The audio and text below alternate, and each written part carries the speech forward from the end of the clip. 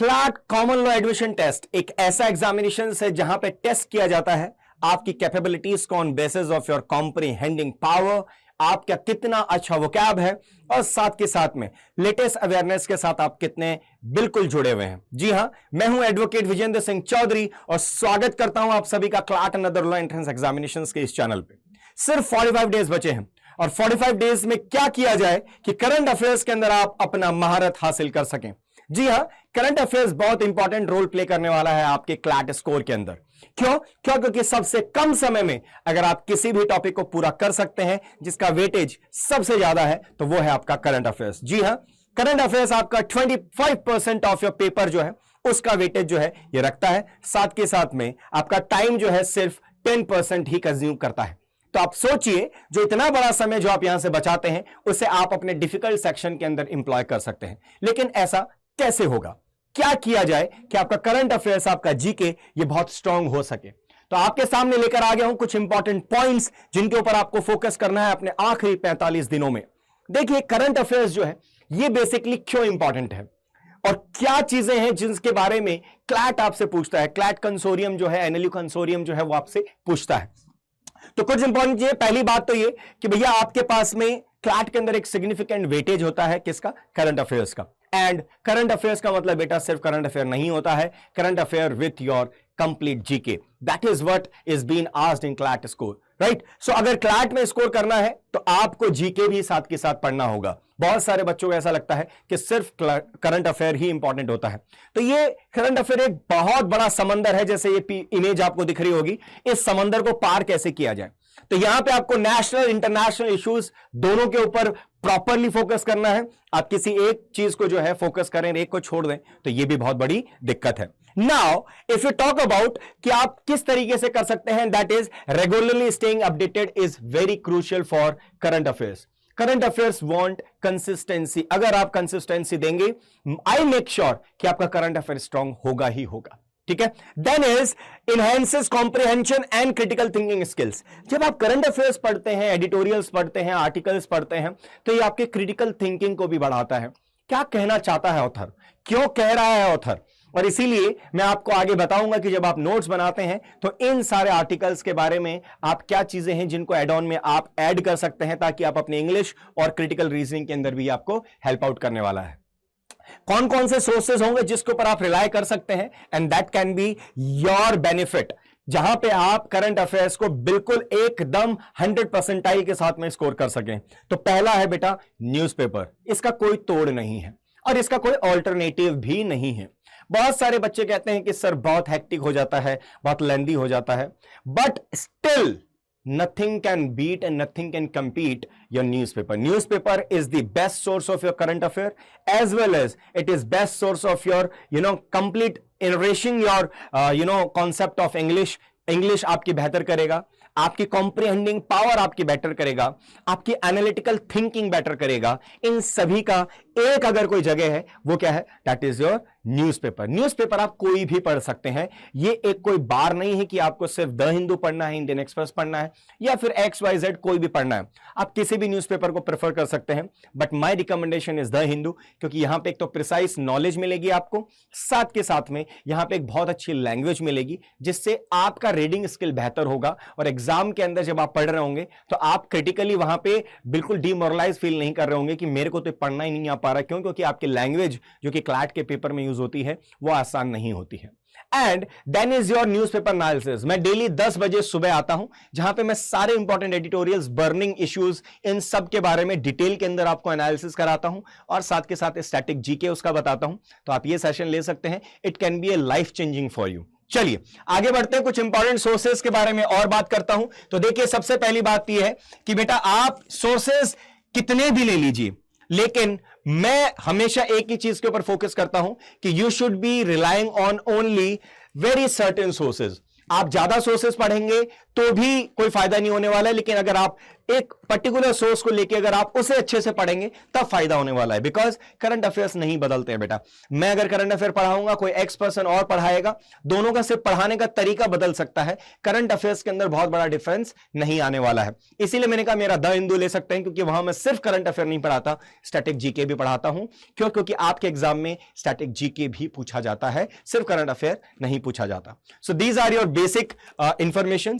और जब बात करते हैं अपन वेबसाइट्स की, तो बेटा पीआईबी एक बहुत अच्छा सोर्स हो सकता है। लेटेस्ट कोई भी पॉलिसीज हैं, लेटेस्ट कोई भी लॉज जिनके अंदर अमेंडमेंट्स हुए हैं, इन सब के बारे में एकदम रिलायबल अगर डाटा आपको कहीं मिलता है, that you can fetch from the PIB website. चलिए आगे बढ़ते हैं और समझते हैं कि किस तरीके का स्टडी प्लान आपको क्रिएट करना है। देखिए, कोई भी काम करने से पहले एक प्लानिंग बहुत इंपॉर्टेंट है। हमने सोर्सेज समझ लिए कि कहां से पढ़ना है, क्या क्या पढ़ना है, ये हमने समझ लिया।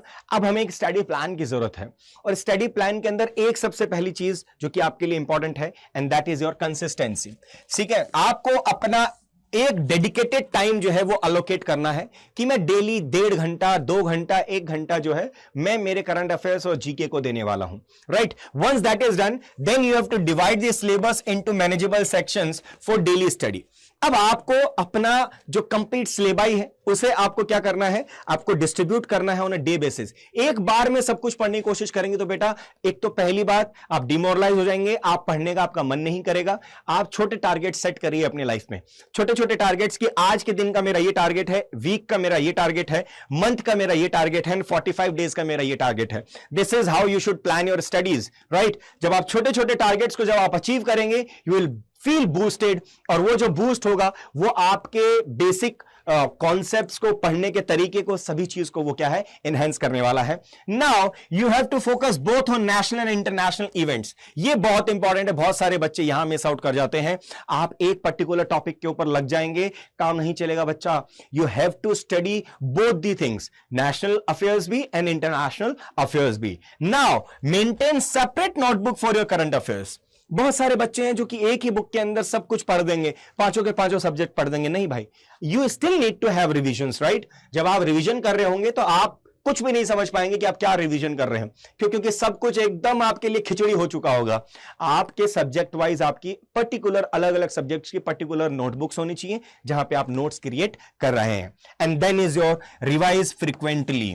भैया यहां पे आके हर बच्चा छोड़ देता है, हर बच्चा खूब सारा पढ़ भी लेता है। मैं ये नहीं कह रहा कि आप अच्छा नहीं पढ़ते हैं, आप बहुत अच्छा भी पढ़ते हैं, बहुत सारे सोर्सेज से भी पढ़ लेते हैं, और आपके पास टाइम आप अपना मैनेज भी कर लेते हैं, सब चीजें आप कर लेते हैं। लेकिन जब आप ये नहीं करते ना बेटा, तो सब कुछ जीरो हो जाता है, क्योंकि करंट अफेयर्स को रिविजन चाहिए। अदरवाइज आप पुराने के ऊपर नया, नए के ऊपर नया, नए के नए ऊपर नया, ये आप फीड ऑन करते जाएंगे, लेकिन पुरानी चीजें वॉश आउट होती जाएंगी। इसीलिए रिविजन बहुत इंपॉर्टेंट है। And I would say weekly plan इसीलिए सक्सेसफुल होगा। आपको अपना मंडे से लेके सैटरडे तक का प्लान करना है कि मैं मंडे से सैटरडे तक ये सब पढ़ूंगा, एंड संडे को आपको बेटा अपने आप को टेस्ट करना है कि आपने क्या पढ़ा। आपको ये पूरा कंप्लीट रिवीजन करना है। हालांकि ये तो आप रिवाइज करते हुए चल रहे हैं, एक वीक में जितना कुछ पढ़ा ये कंप्लीट, अगर वीक एंड जब खत्म होता है तब तक कम से कम 3 बार रिवीजन हो जाना चाहिए। अगर ये कर दिया बेटा आपने, आपको कोई मात नहीं दे सकता करंट अफेयर्स में, इनफैक्ट किसी भी सब्जेक्ट में। You have to revise at least 3 times in a week, जो आपने पूरे एक वीक में पढ़ा है। तो आपके टारगेट वीकली बेसिस पे होने चाहिए। चलिए आगे बढ़ता हूं, कुछ इंपॉर्टेंट चीजें जो कि आपके करंट अफेयर्स को और स्ट्रॉन्ग करेंगी, that is your note making. अब इफेक्टिव नोट मेकिंग कैसे होता है? नोट्स तो सब बनाते हैं, लेकिन इफेक्टिव वे क्या है? तो मैं आपको बताऊं, कुछ बच्चे हैं, जैसे सपोज मैंने एक आर्टिकल के अंदर से, पूरा एक आर्टिकल था जिसमें 10 लाइन्स इंपॉर्टेंट थी, और उनको मैंने पूरा क्रक्स करके 10 लाइन से उसको हमने डिस्ट्रीब्यूट किया। लेकिन अब बच्चा क्या करेगा, उन 10 में से 6 लाइन बना के लिख लेगा। नहीं बच्चे, this is not the right way. आपको वर्ड्स और फ्रेजेस यूज करने हैं, आपको कीवर्ड्स के अंदर काम करना है भाई। आपको सिर्फ ऐसे लिखना है। फॉर एन एग्जांपल, कोई भी एक टॉपिक है जिसके ऊपर हम बात कर रहे हैं, सपोज यूनेप के बारे में बात कर रहे हैं, तो आपको यूनेप लिखना है। यूनेप के बाद में आपको यहां पे EST लिखना है, एस्टैब्लिश्ड। यहां पे आपको हेड लिखना है, हेडक्वार्टर, और यहां पे आपको लिखना है प्रेसिडेंट, अभी कौन प्रेसिडेंट है। इसके बाद आपको लिखना है बर्निंग इश्यू, अभी क्यों ये हाईलाइटेड है। इस तरीके से आपको बेटा बुलेट्स में लिखना है।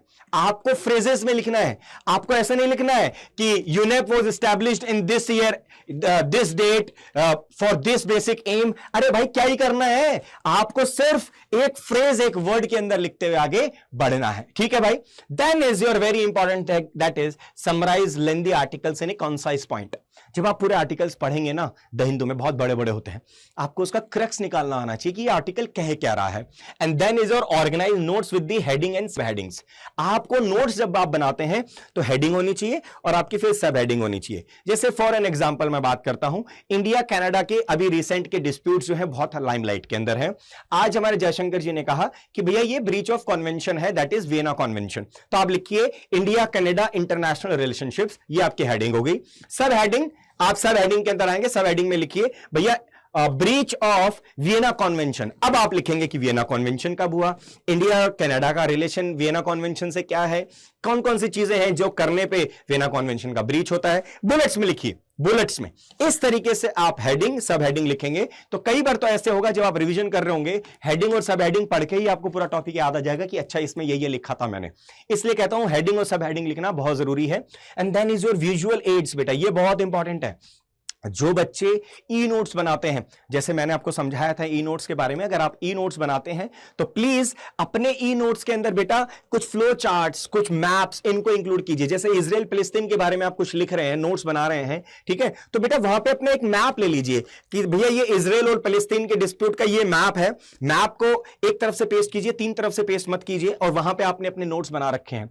This is how you should go ahead, right. So ये आपको बहुत आसान होंगे। इकोनॉमिक्स के बारे में कुछ आप टॉपिक लिख रहे हैं, फ्लो चार्ट बना लीजिए। 2020 में ये 2020 के अंदर ये रेट ऑफ इंक्रीमेंट था, 2022 के अंदर ये था।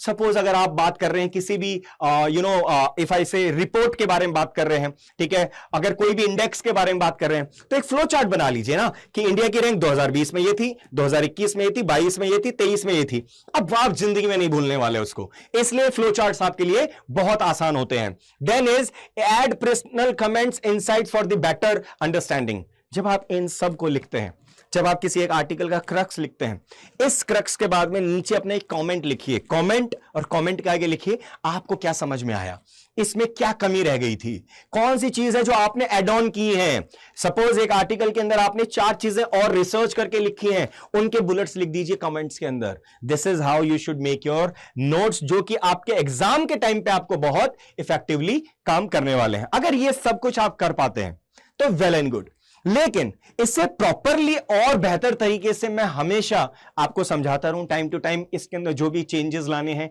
वो आपको बताता रहूं।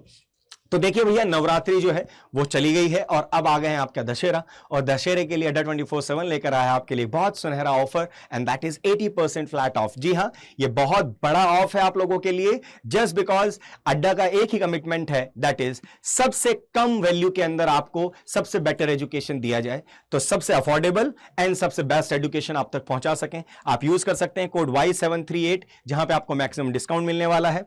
And all the CLAT aspirants जिन्होंने सच में टारगेट किया है क्लैट को, और उनका सपना है कि इसी साल किसी भी हालत में हम जाएंगे और एनएलयू के अंदर ही एडमिशन पाएंगे, तो बेटा स्प्रिंट 2.0 बैच जो कि आज से स्टार्ट हो चुका है, आप जाके अभी तुरंत इसे परचेस कर सकते हैं विद द कोड Y738। अगर आप मुझे एज ए मेंटोर चाहते हैं, then you have to use the code Y738 so that I can give you assistance throughout your journey. अभी नहीं, बाद में भी नहीं, उसके बाद तक भी मैं आपको दे सकूं काउंसलिंग के अंदर क्या प्रोसेस, क्योंकि काउंसलिंग में आके बहुत बच्चे अटक जाते हैं। But if you use this code, I will be your best person to guide you throughout your journey. Rest, current affairs and legal जो है आपको पढ़ाने वाला हूं मैं इसी चैनल के ऊपर। आप मेरे करंट अफेयर्स मॉर्निंग में देख सकते हैं, एंड मेरी लीगल रीजनिंग की जो प्लेलिस्ट है वो आप यहां पे चेकआउट कर सकते हैं। रात को 8 से 9 के बीच में मैं लीगल रीजनिंग लेके आता हूं, ठीक है। और अगर आप इसी के साथ में अगर कुछ बच्चे ऐसे भी हों जो इस सेशन को देख रहे हैं, जो कि CUT टारगेट कर रहे हैं, तो उनके लिए लक्ष्य 2.0 बैच आ चुका है with the code Y738। You can enrol with us, and this is all about today session. अगर आपको सेशन पसंद आया हो तो लाइक करें, सब्सक्राइब जरूर कीजिए, और कमेंट बॉक्स में अगर आपको कोई क्वेरी हो, कोई नीड हो, कोई जरूरत हो जो कि मैंने इस सेशन में कवर नहीं की हो, तो उसे जरूर वहां पे कमेंट बॉक्स में डाल दीजिएगा ताकि मैं आप लोगों की हेल्प कर सकूं। Signing off, advocate Vijendra Singh Chaudhary. Jai Hind, जय भारत।